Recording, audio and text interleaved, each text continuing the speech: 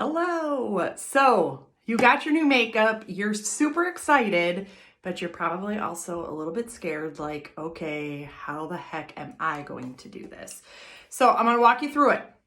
A couple of things. Your tins have the name on the cover down here, but the name is also on the back of your tins, okay? It's tiny print.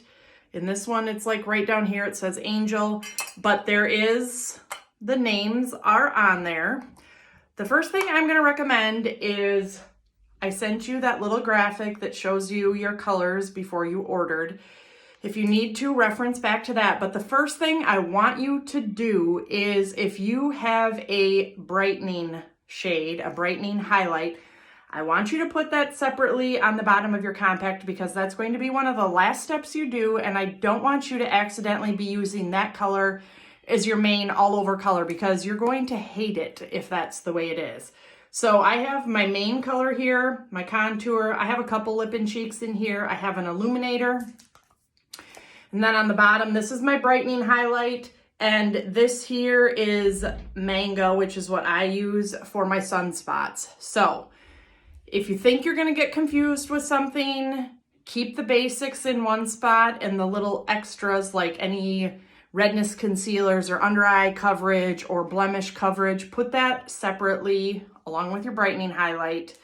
I just really can't stress that. Another thing you can do is the packing label that you got is a sticker. You can cut that up into pieces and label each of these once you get them how you want it. Those labels, you can cut the word out and it can stick right on here. I'm here to help. Reach out sooner than later so that we can troubleshoot if we need to or before that 30-day window hits, basically. I also recommend keeping a tin cover because it works really good for popping in between here and just lifting these colors out nicely. So just another suggestion. So that's what we're gonna do. I do have some blemishes here that I'm going to cover with my Mango sunspots, I should say, not really blemishes. I don't know. Anyways, I'm going to put that on first. If you have some redness, you're probably going to use something like Aspen, June, or Walnut. That's what's going to go there. If you have under eye coverage that you need, you've probably got Mango, Sunlit, or Frenchie. So you would just tap in here. And you're just going to place that, you're just going to tap that in your under eye area, okay? I don't do that, but that's what you would do. The next thing I like to do, I'm going to show you two different ways here. One side of my face, I'm going to use my brush. The other side, I'm going to use my finger. I encourage you to try both ways. Whichever way gets you less product on your face is the method that I think you should stick with.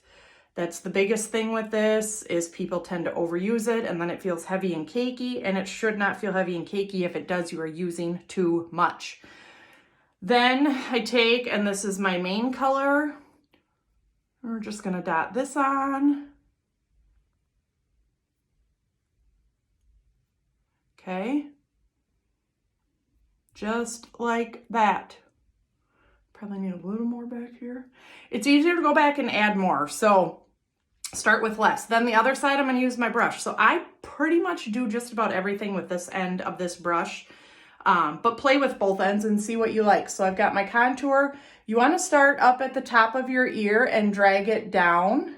And you really want to hug in to that cheekbone. So use your finger, feel where your cheekbone is and hug up into there. You want to err on the higher side, not the lower side with your contour.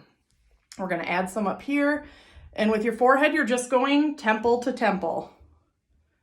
Okay? And the side of my nose, I always just use my finger for that. You don't have to do your nose. Play with your cheeks first and your forehead, and then add in the nose and jawline if you choose. Sometimes I will take my brush and just get the excess off. There really shouldn't be much excess on here. In fact, when you're using your brush, if you tap into this makeup, and if you can see clumps of makeup on your brush, see I tapped in there, but you guys probably can't hardly see that. If you can see clumps of makeup on the end of your brush, you have too much product. So I'm just tapping in here Just, I mean, I'm not pushing very hard. Just play with it. It's going to be a small learning curve for you. Some days you're probably going to be like, geez, I got it way too heavy today. And some days you're going to be like, it's just not enough. Just keep using it. The more you use it and the more you practice with it, the easier it will get. So I'm just going to blend all of this in. And then I'm going to come back and do my brightening shade at the end here. That's why I left my strip down the middle of my nose empty.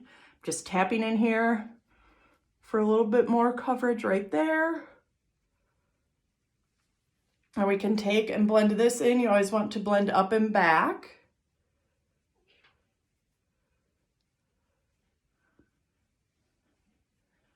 Okay. Then I'm going to go down to my brightening shade. So this one here is going to be my brightening shade. I'm going to take my finger and I like to just brighten up here. I like to brighten down the bridge of my nose. And I also like to do the inner corner of my eye and the outer corner.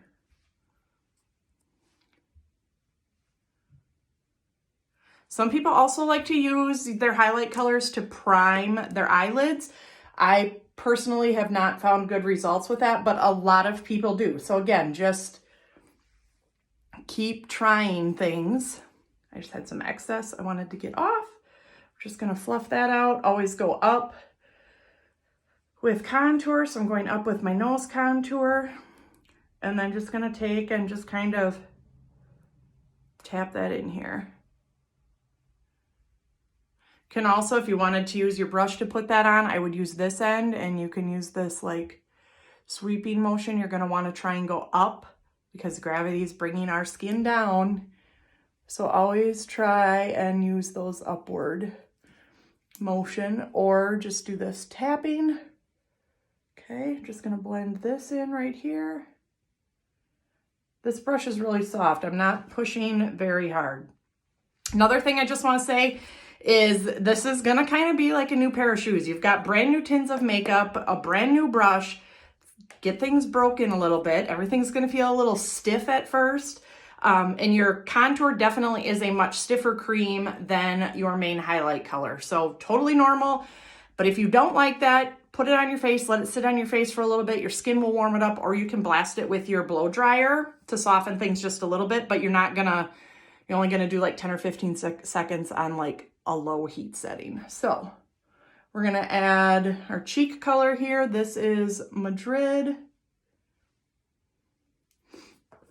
Okay, and then I just like to go up and back with my contour.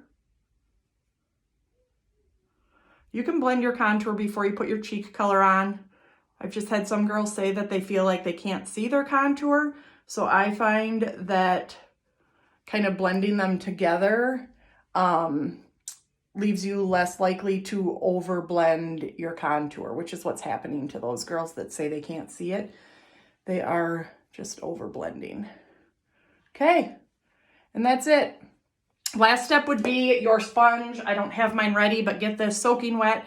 Squeeze all the water out of it. I like to roll it around in a towel so it's not like got any excess water coming out of it. And then I dab this around. I also put my setting spray on here and use that. So it's gonna get about twice this size once you get that water on there. So reach out if you have any questions. I'm here to help and can't wait to hear your feedback from your new makeup.